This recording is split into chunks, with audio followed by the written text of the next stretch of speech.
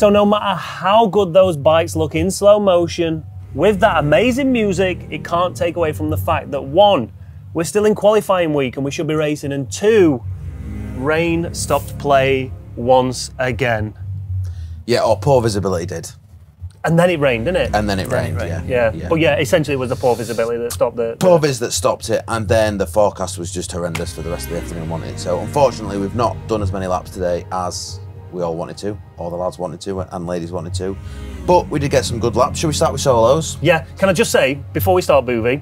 Yes. Let's talk about what happened today.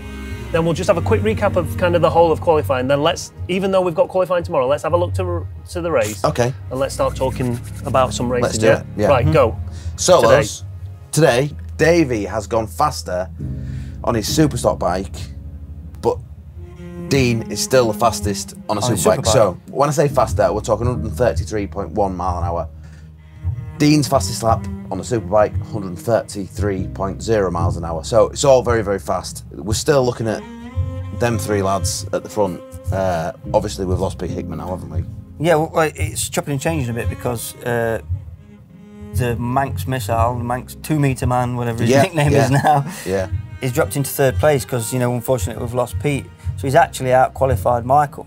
Yes. You know, which is brilliant for him. And he's one of them riders who, with these difficult conditions, less track time available, he can rely on his experience and the amount of laps he's done around here to just click them laps out. It's so good to see how competitive he is now with that new Burroughs RK Racing team. He's having a proper resurgence. So the podium for that job is now wide open again. That's the fastest that team have ever had a rider. They're 131 mile an hour. So they were really pleased to see their rider going really fast.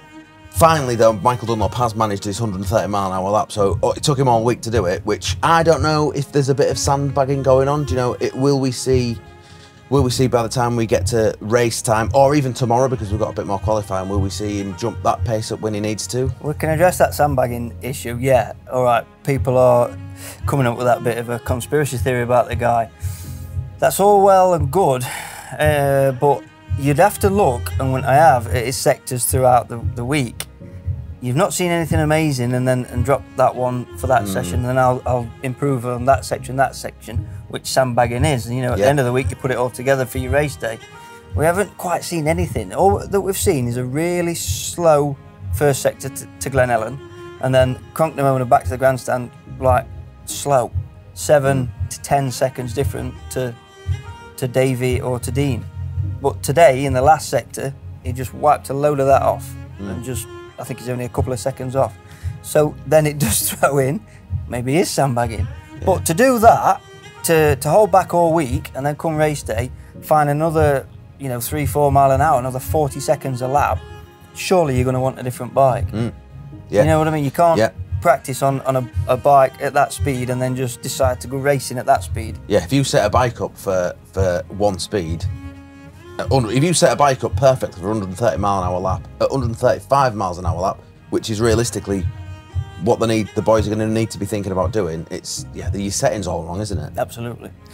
So then there's a big group of riders, your Michael Evanses, your Marcus Simpson, it just goes on. There's about 5 or 6 of them. They're all in that 128. Nathan Harrison, another guy, they're all in that 128 to 130 bracket, which is like knocking on the door of a podium now. So you've got a proper scrap there. And when race day comes, they'll all find a little bit more, and they'll all be, you know, 130, 131 riders, which is good enough for a podium. Right, so let's clump Superbike and Superstock together. Essentially, a lot of people will be riding Superbike race with their Superstock bike. Potentially, we might see a reduction in laps. I'm not saying we are, but you've got to think about the schedule's getting squeezed and squeezed and squeezed, and when it gets squeezed, you're always going to lose laps. So potentially we might be looking at a 4-lap Superbike race, so that might change things. But let's I want from both of you, give me who you think's going to win, Superbike and Superstock races if they're different, and then give us a name that we need to look for, we need to watch for. Go. Okay, so I think to win the big bike races, my money's still on Dean Harrison. Both of them? I really think so, yeah. Okay. I think Dean's got what it takes. And also, we mentioned Connor Cummins, didn't we? I think if there's going to be anyone that's going to just nip on that podium, it's looking at the minute like it's going to be someone like Connor. So he's your one to watch? One to watch, yeah. Yeah. Thomas?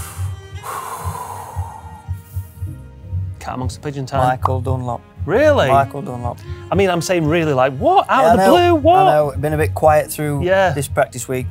But that form he's had on the run up, you know, Northwest 200 stuff, Cookstown 100, what he did there on that same bike he's riding now, I think there's something going to appear.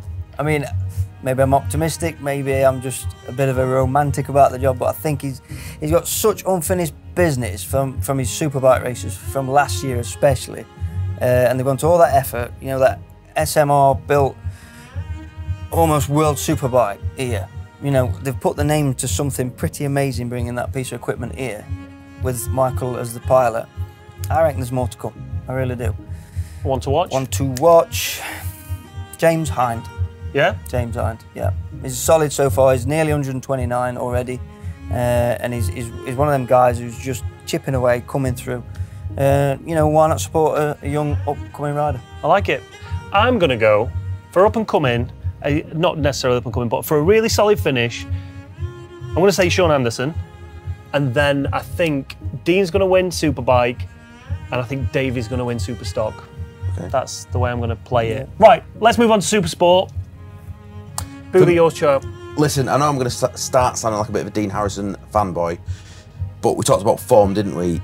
Dean is on form on that bike. It's a mega fast bike, and he's been top of the timesheets all week, so yeah.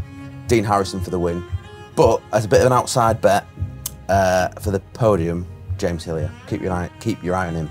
Nice. Michael Dunlop again. I don't mean to sound predictable, but already he's got to just underneath his qualifying lap record from last year on a mint track on that R6 that he just loved, and he's done that on this Ducati almost on a really tricky track, not much time on it. So. There's more to come there, definitely. Well, my outside bet, I guess, is Davey Todd, right? What, for an outside chance win? Of a win, yeah. Okay. On that beautiful blue bike. Have you seen it? Yeah. What's that sponsor? Michael Mann. Michael Mann, and what do they do? It's like a portable... Yeah, different size, like cool boxes, you know. Don't promote it too much. It's got a little battery inside, keeps it all cool. Yeah. Oh, nice. So, fill it full of beer to the beach. Or sandwiches. It looks pretty cool, as does his leather. So my outside bet, because I don't think he's probably been on it quite as much. You look at Dean. Dean's riding that Supersport bike in and out every week at British Supersport. So good on it. So he's bringing that BSB style here. You know, the way the lean angle he's got, and the way he's burying the front and turning it in. So strong on the brakes. He's bringing that style here, which is cool to see. So although Davey is a TT winner, I'm going to put him as not only my outside bet, but also the winner of the Supersport class, which leads us on to Super Twins. Yeah, for this one, I'm going to say Michael Dunlop. That pattern is a bit of a monster, isn't it? And come on, bring us something new to the table. Listen. I think he's going to win it. I think he's going to win it. The thing is with that class, though, you know, you could list 10 people, maybe not 10 people, 7 or 8 people, I bet, that have got an outside chance at the podium. Dominic Herbertson's been going quite quick on his, so yeah, maybe we'll see him on the podium. Nice. Revelation for that, Michael Evans for me, absolutely singing on that Kawasaki, which it shouldn't be where it is, but he's pedalling it round like you won't believe. Some footage of him into Parliament Square, and he's backing the thing in. He's proper having a go. So let's go for him. Outside chance of a win. Of a win? You thinking? Well, what if Michael over-revs his pattern? This. It's the TT. It's like, it's all about getting over the finish line. You know what I mean? It's all about making sure you know you're looking after that engine and yourself as well on a really, really difficult track on a little bike. It's so punishing. This place would be like with him winning a TT. Yeah, it'd be amazing, yeah. Wouldn't it?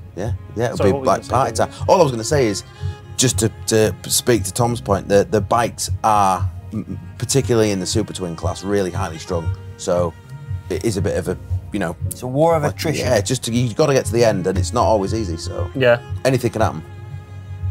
Paul Jordan, for me. Yeah, won at the Northwest. Is that because you're now in the team? Is that, yeah. Oh, I have been paid to say that. Yeah, I'd look. Do you know what? I'd love to see Baz Ferber on the podium as well. Yeah. That'll be a good one. Yeah. But again, if it comes to, as long as it doesn't come to reliability, you can't see past Michael, Davey on that pattern as well. Yeah. Yeah, Davey hasn't shown his full hand yet on that pattern. Rob Hodgson. It's Rod. Sorry, Rod Hobson. But again, he stands a good chance now. He's on a pattern. Doing so well, and he's been banging on the door all week. Yeah. Yeah, let's not rule him out. Yeah, so there we go. We've got a podium of 6 people there. And then finally, let's head over to the sidecars. They'll be absolutely chomping at the bit to get 2 laps underway. Maybe even 3. Yeah, let's hope. When it comes to racing. Let's hope they do. But yeah, where are we at with sidecars? Honestly, what the Crows are doing in practice, it's hard to see past them, it really is. They've just got to keep their heads on, you know, keep their head straight, keep their head in the game, prepare the bike perfectly, because with all the attention and with everything going on, you know, your mind can wander and you can make mistakes. So it's all about preparation and making sure everything is bang on. So if they are doing 3 laps, great, or 2, whatever, it's still a massive strain on the bike and anything could go wrong. With them lads, there's lots of engine changes and, you know, you have to completely rebuild the bike. So there's so much goes into it. You've got to keep your head on. They look so good, so we can't see past them. The rest of the podium, pretty much wide open. Founds, Walmsley, they're finding form, found about 116 mile an hour now. And Birchall and Rosny aren't far behind that from yesterday. You know, they're chasing them down. Just outside that, if that's your top 3, if it is, you know, you've got 4 or 5 teams all banging on the door. Then with Crawford, with Blackstock, Todd Ellis, you know, they're on the way. It's going to be quite a good little group fight, that is, for 4th or maybe a 3rd. Yeah. Anything to add to that, or is the sidecar boy? I think the sidecar boy is summed that up lovely and succinctly. Yeah. So just briefly, my outside chance of the podium is Todd and Manu. I'd love to see them on the podium. Fastest ever newcomers? Yeah. Same. Just Same. Yeah. What I was going to say was... Well, my outside chance. What about my outside Well, you kind of just went all them, potentially. It's going to be like a bit of a bum fight for all them. And I think it's hard to predict exactly, like you said, who it could be. You could wake up in the morning feeling a little more fresh than somebody else, and that's what it takes to get on the podium. Plus reliability. But if you want to throw anyone else into there, feel free to. Outside chance of podium is got to be Crawford Hardy. Yeah. Okay. All right. I'm down for that. My favourite outside pick. But I guess it's depending on when we're actually going to see this racing take place. So as it stands right now, tomorrow is going to be another qualifying. So this really is the TT of inconsistency in qualifying. Like everybody will be just dying to get racing now, though. Yeah. We should have been racing today. Some lads are like, bang on, let's go, like Ilya, for example. Yeah. But then Dunlop needs more time. But it kind of plays more into Michael's hands, that, doesn't it? Maybe. Like you say, James is ready. He wants to go racing, and for every extra lap that someone gets to do in qualifying, they can take one step closer to potentially getting to where he is. And he looked really comfortable and confident. So, hey. It comes in, that momentum thing comes into play then. You know, like if we do go qualifying again tomorrow and the weather's perfect, maybe Davey will carry his momentum on from today. Maybe Dean will. And Michael's sort of starting from, you know, day dot. It's starting from a 130, not 133. Yeah. The one thing I can... It just evolves. The whole thing evolves all the time. The one thing that is for sure tomorrow is the weather won't be perfect. Let's hope it is, but it's not going to be. Boothie, anything you want to add to this before you uncross your fingers? No, I'm going to keep them crossed. Cross your fingers. All night for good weather tomorrow and more laps, more fast laps, more racing on Monday, and yeah, promise. Sweet. And don't forget, if you've not enjoyed this, tough. Go and find some racing highlights somewhere. Go and see some amazing footage from our socials at TT Racers Official. If you have enjoyed this, leave a comment down below and let us know who your top picks are for all the classes and who you think's going to take that senior title at the end of the week. Cheers, boys. No, bye. See ya.